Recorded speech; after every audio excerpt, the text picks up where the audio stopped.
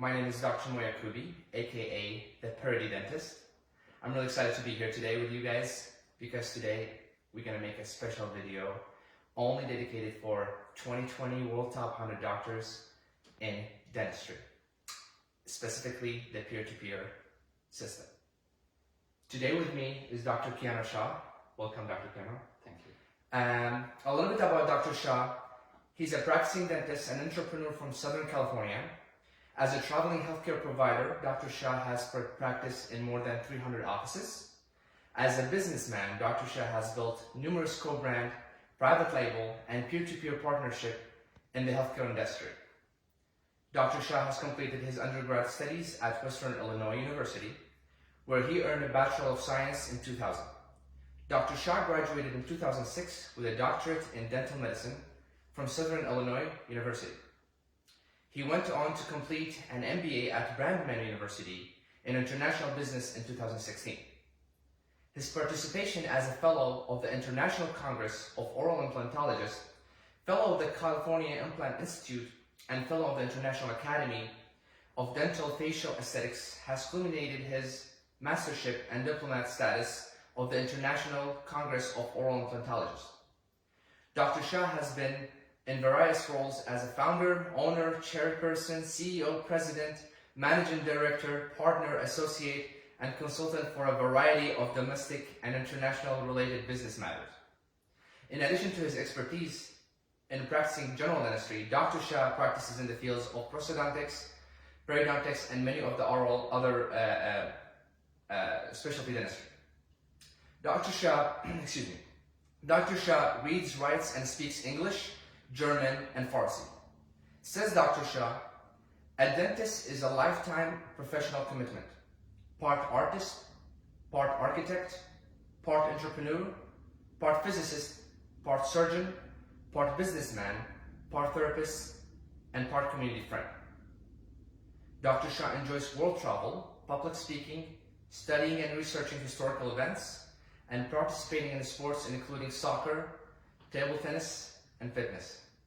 And without further ado, welcome again, Dr. Shah. Thank you so much for the kind introduction. Absolutely. I mean, it seems like you've been living for more than 100 years with all those accomplishments. That's amazing. Thank you. I work very hard for making myself better every day and to contribute to our profession. That's amazing. And we would love to have more and more of you in this world, you know? It's amazing. When I get to know the top 100 doctors in dentistry and the peer-to-peer system, I was mind blown. I was just like, this just seems amazing, you know? So as just a person, and I'm pretty sure there's a lot of me in the field out there wondering, what is this all about? So I'm gonna ask you certain questions just to get to know the system a little bit more, just like my fellow colleagues and our fellow colleagues wanted to know a little bit more about the system. So my first question is, how did you guys come up with this idea and what really inspired it? Peer-to-peer systems is not a new idea. They explored this in the financial sector. When I was doing my MBA at the time, I got involved with the financial sector. And I was very interested in the concept of creating lean systems. It's all about systems building that make you successful in a corporate setting, for example. And the financial sector, if you recall, the whole Bitcoin and peer-to-peer lending cut out a lot of the third parties that were charging fees, exuberant fees, and it created a system where it was decentralized versus a centralized system, and it allowed peers to do transactions with each other without the intermediary. So that idea sparked another idea, and I was wondering, why can't we choose this that has exploded in the financial sector for our own, for healthcare, for dentistry, where we're encountering a lot of problems with insurance, management companies, big pharma, and all of the people that have their hands in the doctor-patient relationship, where we are vulnerable. So the ideas flourished, one thing to another. So we are thinking blockchain, so the peer-to-peer came about in about 2015, 2016, when I started really getting into creating systems that may or may not work in the healthcare sector. Yeah. Out of that came a global summit for implantology, where we tried to create toolboxes for doctors that wanted to enter that space. I also started the Extraction Academy around that time, in 2015, and sort of went hand in hand in trying to get our doctors that have some sort of love for surgery from extractions into more complex procedures. And we packaged that up really nicely with experts from more than 40 countries that came to LA. That was the first act. The second act was bringing in 20, the executive summit that we did in Southern California with doctors that are in places of authority to give us more access into those things. And then out of that meeting, the next thing came the World's Top 100, which is essentially the third act, an example of what can be achieved peer-to-peer. And there could be many other ways of creating these type of peer-to-peer platforms, but this is just another example. It's not really about being the best of anything. It's about creating systems where you collaborate with your colleagues and gain access and information, because information is power, and access is power, and peer-to-peer is power. Absolutely. So in other words, basically, as simple as I want to put it in my head that I want to understand this, you would say that if I want something from you to help me on something, I don't need a middleman to approach. I can just approach you and you can help me that way. Yes, so for our younger generations, the same mistakes I made cost me millions of dollars throughout my career, throughout the last 14 years I've been practicing. If somebody were to ask me, would you have done something differently? I would say, if I had access to knowledge about this guy that has been doing it for 3 decades or 4 decades, like the podcasts I've been doing with Dr. Williams and the other Dr. Blatchford about it, if we had that knowledge, we would save ourselves a lot of headache and money. And one way, for example, as Dr. Blatchford put it yesterday on a podcast, was you can make a mistake and learn from mistakes, but one thing that's better is if you find out somebody who has made that mistake so you don't do it yourself. Absolutely. So that's information exchange, for example, is one sample. But there is more. There's continuing education, supply chain, purchasing power, and all these other different areas we could implement peer-to-peer systems that would put us into a better situation of regaining autonomy over our profession and being able to write our own destiny. Absolutely. So with that being said, the peer-to-peer system is also combined with the top 100 doctors in dentistry. And with that being said, I want to ask you the question of, is this the first year that you guys presented the list of the top 100 doctors in the dental field? Correct. We had formed a board of regents of some very well-known doctors that came out of the advisory board for the first and second event. And this board, they were part of, they nominated some people. Anybody could have nominated people. They had a lot of nominations come in. And then we were looking for a variety of not only people from around the world, because we want to create a global organization. Blockchain is a global matter. But also people that are in various specializations, and people that have done something that has contributed to the profession of dentistry, people that have access, that could give us access, so we can accumulate that knowledge and pass it out to our colleagues. So a variety of things went into play when we made the selection. So bringing 70 plus countries together under a platform is not an easy task.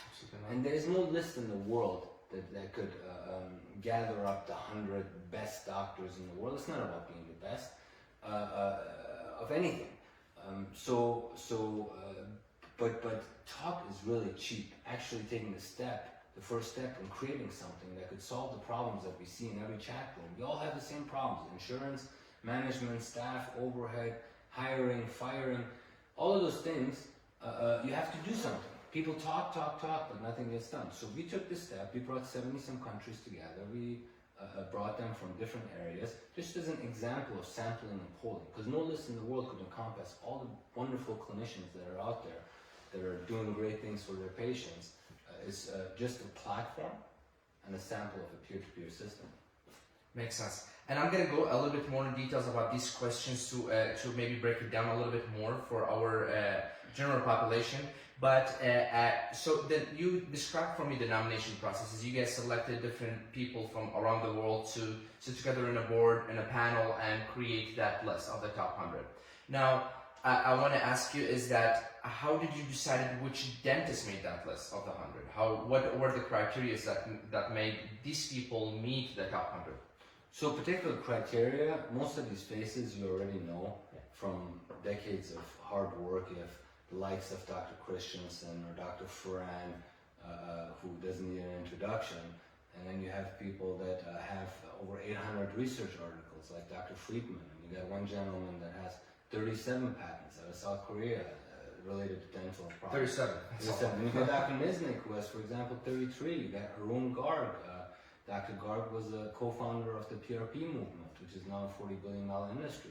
So on and on it goes, similar figures that have contributed from different countries that give us great amount of knowledge and background. They're not all clinicians, you know. We have one person that's the head of the largest lab in the world. He's the VP of the organization, but he's a dentist.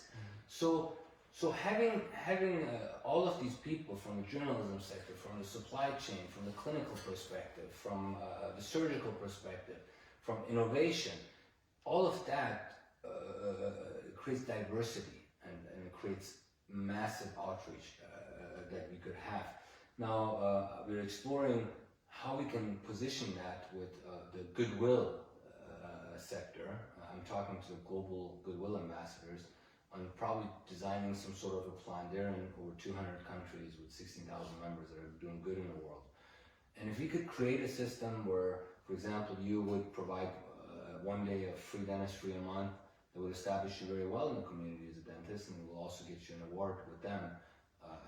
So those discussions are going on, but I think that this peer-to-peer platform will have many applications, and it will lead.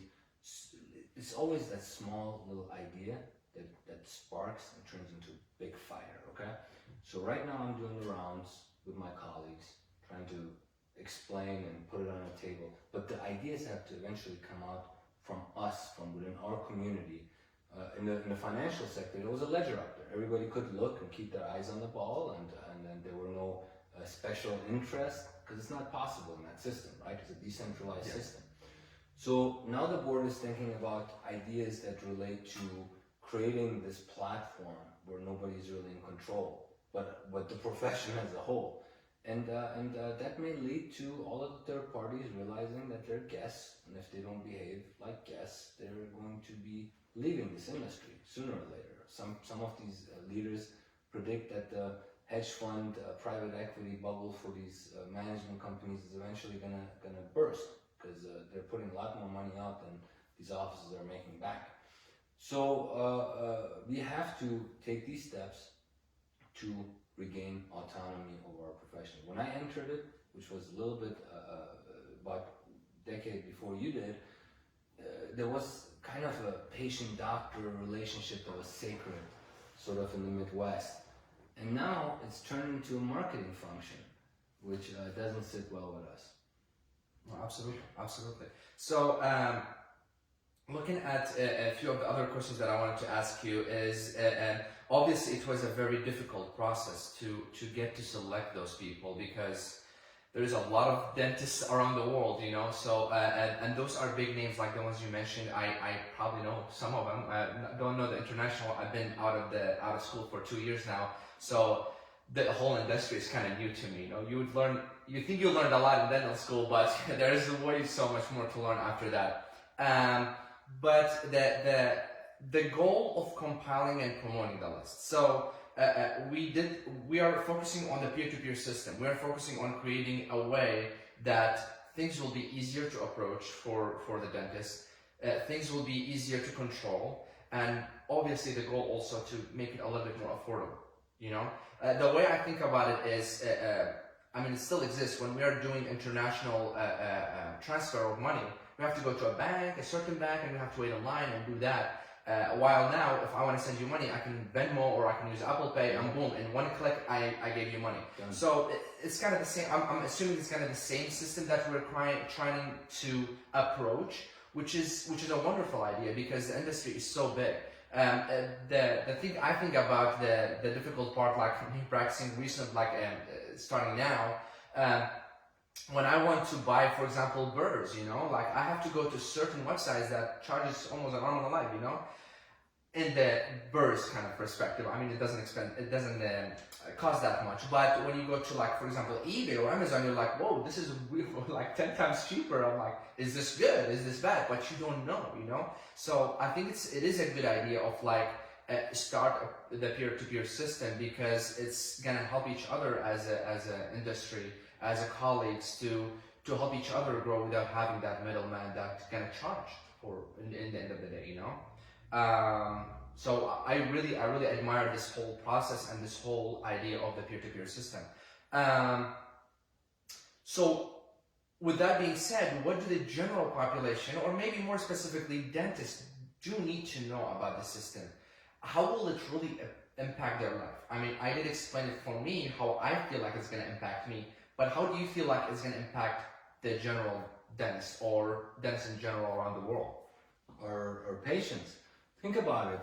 The reason healthcare prices are so high is because of these corporations, because of what they charge us for overhead. So when we do an implant, we have to pay so much for an implant, and then we have to extend those costs and the parts and all of the expensive things that we have to deal with, guides and this and that. We have to extend it to the patients. So healthcare prices go up, right?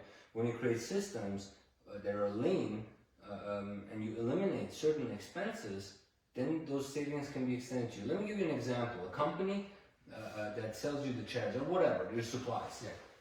Some of them have exuberant customer acquisition expenses. Could go up to 30%, right? So if you eliminate that expense for them, their main goal and objective is to sell products and whatever it is that they're selling.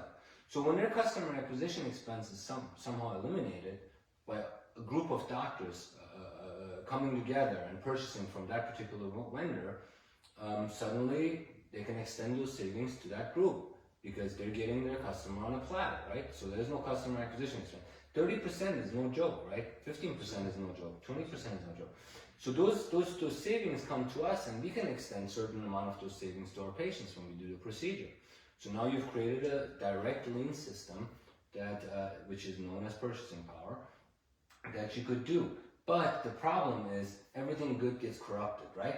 You have organized dentistry that is now accepting these management companies and all of these schemes after years and years of lobbying and manipulation. So everything good could go corrupt. Power corrupts with time. So we need an independent system. So what a board is directly heading is a self-sufficient, independent system, independent of ownership or control of any one person or one entity or one board, whatever it is, right?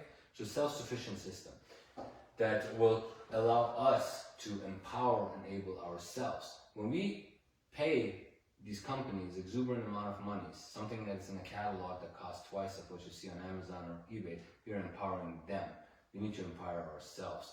When we empower ourselves, then they have to come to us, because without us, they don't exist. And that's the story. The same way the insurance companies came in and we started accepting them when there wasn't one of them, the same way they're going to exit the industry if we stop taking them. So I'm not recommending to stop taking them. I'm recommending what Dr. Blatchford said, is to just go out of network and give the patients the bill or file for them, but always focus on your own fees when you're doing a procedure, because you don't treatment plan based on what insurance companies say. You treatment plan based on what's in the best interest of the patient, correct? Absolutely. So these third parties have, after they gained market share and kind of hooked us like a drug, now they're turning around and now they have the upper hand. You know, you guys don't want to take our insurance, great, the next guy will, and we won't refer you any patients. But when they devalue our procedures and us and so some CEO can make more money, that's when we have to draw a line. Say, hey guys, you guys came to this door and you're going to exit through this door if you guys don't change real quick. And that's what we can achieve through a peer-to-peer system. Not just the insurance companies, not just the management company, anyone that wants to interfere with the patient-doctor relationship. Absolutely. And I think what you mentioned, like you hit it on the nail, like it's perfect, because I think a lot of people, like from my experience and hearing people and seeing on social media and everything like that, is that a lot of people struggle with the overhead. One of the biggest nightmares is the overhead. How can I keep it low? How can I keep it low? Well, how are you going to keep it low if everything costs a lot, you know? But if we control that market, if we have the ability to say what the price is, And the same thing go to the insurance, where it's like basically they're dictating what kind of treatment we're supposed to give the patient. And I'm like, this is the line we have to draw. You know what I mean? It doesn't work that way. It's a treatment plan for us. Yeah, basically that's what it is. It's like where we do 2 cleanings a year. What if the patient don't pay for this and you pay for that? If you did that, you'd lose your license. If you told the patient, I'm going to do this, these are the, instead of giving the patient options, you say, I'm just doing that, I'm not doing this, you could lose your license for not, you could get in trouble for not giving them the options of all the treatment modules. But the insurance companies waltz in, they set the rules. First thing that comes out of a patient's mouth is, does my insurance accept it? The board's there. The board's there to say, hey, you guys are sort of indirectly interfering with the patient-doctor relationship. You can't treatment plan properly because they're looking at their maxes and what the coverage is. And they want to stay within that. Every year it's something else they don't cover. It's a joke. It's absurd. Yeah, and in the beginning, people like me who, if they want to open a private practice, or people who have a private practice in their early stages, is that you have to be okay with accepting a lot of insurances, because your name is not out there that you'll be like fee for service from day one. You can't do that, But one way you can control that is with the overhead. One way you can control that is by buying those materials, by buying those equipments, which is kind of what I'm going to ask you for, like a transition for the next question is, do you think this peer-to-peer system is a first step to something bigger? Do you think that we're going to be able to create a network, just like Facebook or Instagram, where it's going to be dedicated specifically to dentists, where we can help each other, whether it's, for example, buying equipment, whether it's buying or opening a practice, or what is even the ideal steps for certain procedures from the big leaders of dentistry, that they recommend this kind of treatment and those kind of steps, What do you feel like about that? Do you feel like we are doing the peer-to-peer system in order for us to hopefully reach that kind of destination? That's the end goal. So 3 years into it, we've accomplished 3 different things. I think we've woken up a lot of dentists, the happy ones and the sad ones, however it is. We just keep plugging away and implement the next idea and the next idea. And I think we will get there to a point where you have a system that's self-sufficient, that is comprehensive, that's sort of an independent society or an independent association, the peer-to-peer planet over here. You got all these other planets that are causing trouble in our industry. So we need that peer-to-peer planet, or we will end up, in my opinion, like the pharmacists and optometrists, where they become worker bees for these corporations, versus the autonomy that we would love to have. And I commend you for planning to set up your own practice. And all of our younger colleagues, either you're living your own dream, or you're empowering, or you enabling somebody else's dream. In order for you to live your own dream, have full autonomy over your materials, your equipment, your practice, your staff, and everything that trickles down to chairside, you need to be your own boss. I work 3 days a week. I have 2 chairs. Build a over $1 million practice in year 2 with a $100,000 investment at first. There's some TI things to know. There's a lot of tips and tricks that you could get from your colleague. Absolutely. If your colleague, if you engage with your colleague. Well, I got first dibs here right now, so. I'll be there for you. I get calls all the time. I bet. Almost every day I get called from a different young dentist. This is what I want to do. This is the stage I'm at. So I know some people that come to your office and shadow you before even applying down school. So I saw that on certain posts that you had on Instagram. So that was awesome. Yes, that's been going on for years. And they asked the same questions I had when I was at the beginning of my career. And it makes sense. It makes sense. Absolutely. So I'm glad that this is actually going on, and I'm glad I'm in the generation where we are able to do that, because I think it's important, and I think it narrows down to are we getting help? Are we getting help from the right people? You know what I mean, in general, and I think we are going to the right direction. But at the same time, I wanted to mention is that going back to the point where selecting those 100, I can only imagine being in your shoes or other people's shoes who are like part of the selecting process, and people sending, bombarding the emails of all this nomination, and who we can select. But the thing is also, as a leaders in dentistry, and one thing I learned, I don't know who said that saying, but I just love it, and I'm always gonna say it. It says that if you want to make everyone happy, go sell ice cream. If you want to be a leader, not everyone going to be happy. So that is what it is. It takes a lot of effort. It takes a lot of. Might have been Stephen Jobs. I think it was Stephen Jobs. I'm not sure. I think it's that. Yeah. Yes. In some form. Go sell ice cream. Yeah, exactly. And that's what it is. Is that and when you want to achieve something big, it's not going to be easy. You know, if you want to climb Mount Everest, it's not going to be like walking down the streets. You know what I mean? It takes a lot of effort and a lot of dedication to be. But you can sit there and talk and not do anything, or you can take the first step and do something for somebody. We can't save every dentist in the world. The ones that actually see value in this project, that want to join this project when it's ready and up and going, you can start by creating more and more peer-to-peer relationships. That's probably the first step. The second step would be to create an environment where we all put our egos and differences aside, or most of whom are willing, and look for a bigger vision where we collaborate and actually resolve all of the issues internally versus turning to outside parties. Absolutely. And I think, again, like I said, this seems like it's a lot of work, but I am one of the biggest supporters for you guys. That I admire you for doing this, because this is I see the future that this will help not only me, but it will help a lot of dentists. Even though if we get some pushbacks, it will happen no matter what. But I think action speaks louder than words. And we have to really take big steps to be able to achieve that, because it's for the better for our world, you know. Money is not the driving factor for us. Throughout the nomination process, and we looked at hundreds upon hundreds of nominations and applications and referrals, and when the board had to have a majority vote, we were looking at their credentials, research. Have you done something in innovation? Have you done any humanitarian work? Have you done all of those things? We have a few humanitarians on that panel as well. All of those things were considered, and we had to have a majority vote. But it was never about the money. There was no money exchanged to the regions, to any of the top 100 who voluntarily came in. Once, you know, especially those that totally understand this peer-to-peer concept. And there was no money exchanged with myself of having countless hours allocated to trying to build this peer-to-peer systems for my colleagues, and there's been absolutely $0 exchange in any capacity. And that's wonderful, and that's just wonderful, you know. But in the end of the day, just envisioning how much it's going to impact our industry, it's priceless. Great. It's amazing. Absolutely.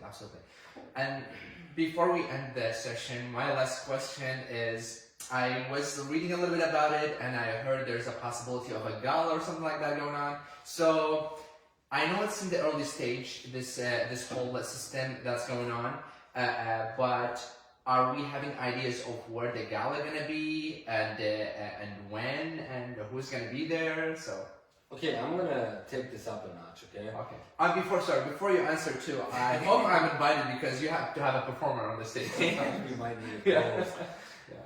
You might need a co-host for a parody party. There you go. Perfect. So we'll see how that goes. But let me put this in perspective to you. They put 100 scientists and researchers into a room who invested tremendous amount, millions upon millions of dollars, and they came up with a nuclear bomb, right? So imagine putting 100 doctors into a room. What could be achieved, right? What could come out of that if they mingle, if they talk, and from all over the world, right? Some significantly accomplished doctors. Again, I don't want to say the best of the best, because that's not what it's about. Yeah. And so a gala for us and an educational event are on the charter. Just like the global summit we did, we're going to have a global interdisciplinary summit where we will invite the endodontists, the prosthodontists, and the orthodontists, and the implantologists, and the restorative guys to bring them all under one roof, so our colleagues can benefit from it and increase their acumen. Because the more you increase your acumen, the more valuable you become to society, and the more income you will have. That's just how it works. So the Global Interdisciplinary Summit is in the discussion, and there's also the World Gala in the discussion. Just as you're talking to the G20 right now, to see, that's wonderful. this is one of the biggest business meetings between nations. If you could also get in with world leaders and see if you can influence policy for the better with this peer-to-peer concept. So discussions of having the top 100 and a select group of them, about 20 of them go down, or all of them go down, and actually have the gala there, but 20 people participating with the group, or holding it in Hollywood, kind of like the CNN Heroes or the Golden Globe, in the same room actually at Beverly Hilton. We were talking to them as well. So once that's finalized and it's properly funded, supported by our colleagues, which I'm working on with the board, we will make the announcements, and when the global summit will occur, it could be towards the end of the year, maybe into 21, not sure. But if it happens to go into 21, it would be actually an opportunity to bring the next 100 doctors on board and have them present there as well. That's awesome. I'm excited to hear about it. Even if I'm not invited, I understand, but I'm excited to hear about it. Any last words you want to tell the audience, the people watching this, the people who are excited for the future in dentistry? So, well, we're all dentists. I would, a dentist remains your best friend.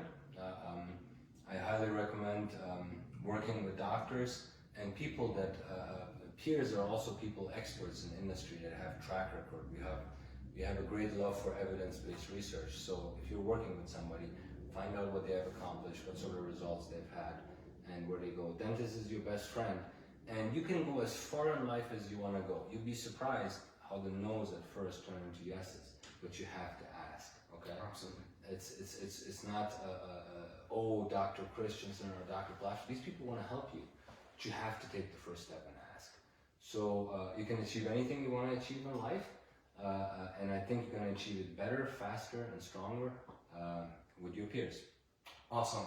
Well, I appreciate you driving all the way from California to Arizona to meet with me and make this video for the colleagues out there and around the world. And I'm really excited to see more for the future and more for our industry. And thank you. Thank you so much. Thank you so much. Appreciate it.